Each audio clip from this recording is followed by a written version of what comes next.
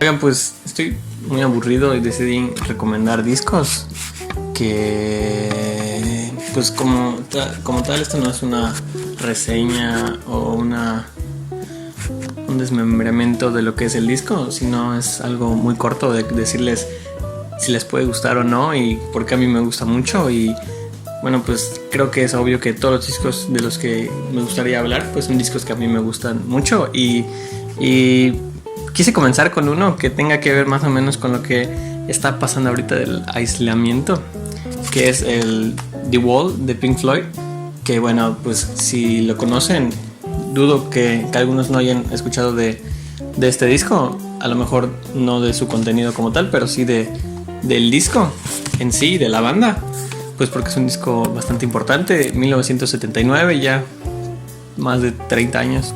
Y sigue siendo un disco bastante bueno, innovador y no sé si decirle adelantado a su época, pero sí bastante revolucionario en cuestión de sonido y de producción.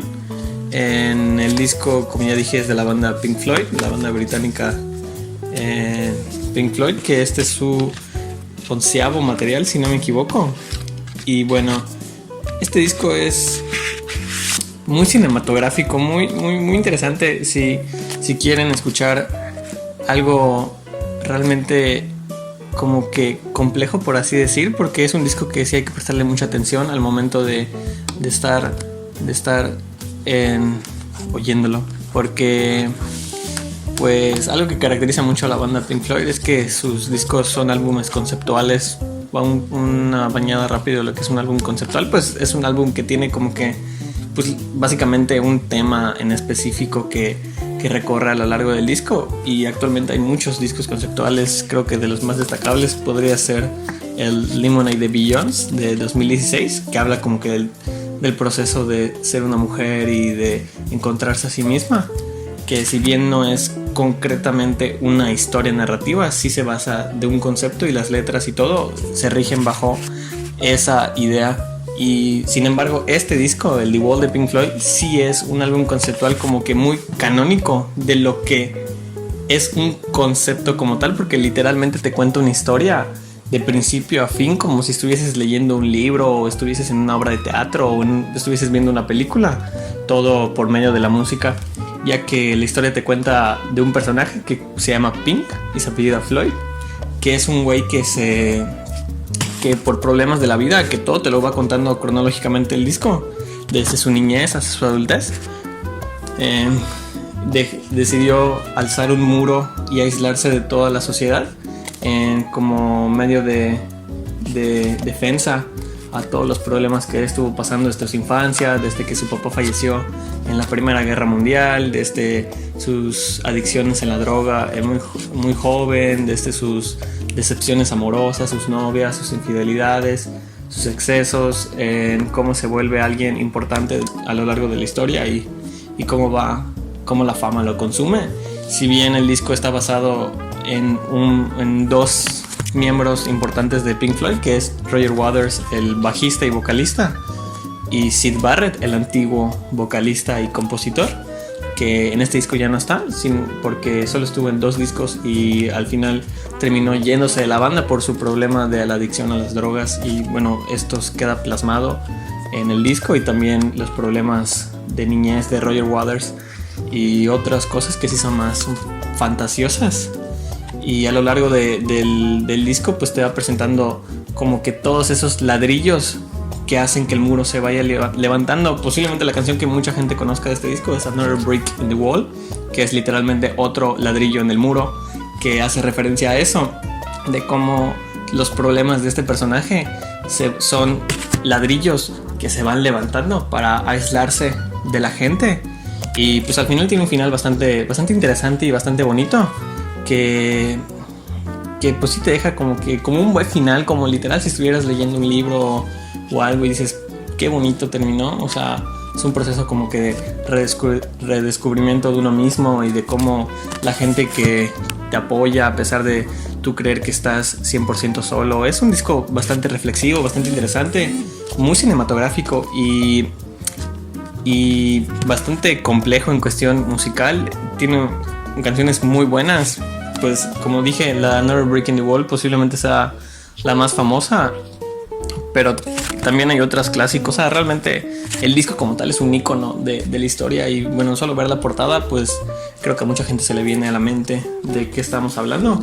Y también, como les mencioné, tiene esta narrativa bastante compleja, que es como si fuese una historia real, y esto mucha gente lo pensó, no solo yo y no solo ciertas personas, sino casi todas las personas que escucharon el disco pensaron de que esto sería un buen libro, una buena película.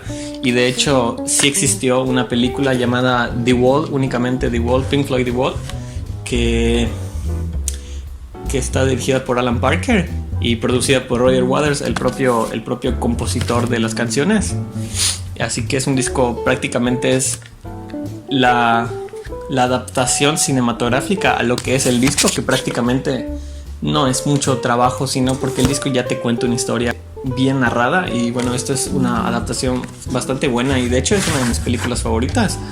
Yo la tengo de colección en VHS, no la puedo ver, pero sí la pueden encontrar en internet, o a veces se proyectan en ciertos lugares y podrían encontrarla. Realmente es algo que vale mucho la pena de ver y de escuchar. Yo tengo aquí la versión de 3 discos.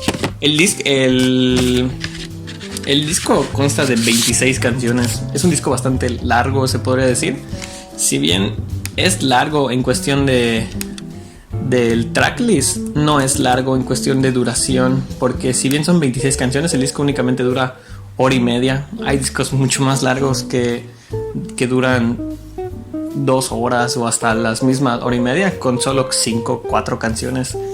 Así que son varias canciones, son 26 canciones relativamente cortas, y pues como el disco es bastante interesante y cada canción se va uniendo con la que sigue, con la que sigue, con la que sigue, pues al final le das play y ya terminaste de escuchándolo al poco tiempo que crees que haya pasado. Dura 1:20.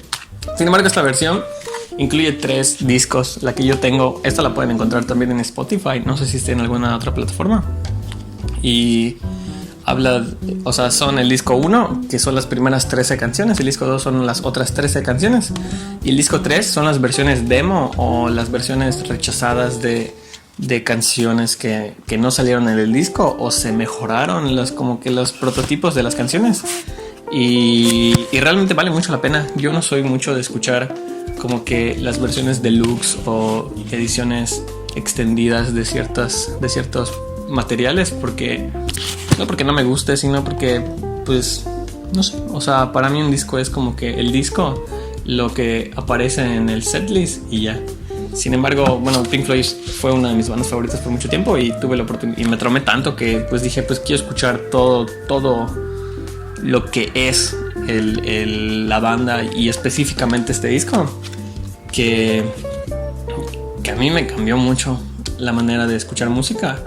Y a lo mejor no es como que tan innovador, no hizo un antes y un después en la música. La banda como fenómeno tal vez sí, pero el disco pues simplemente es un muy buen disco.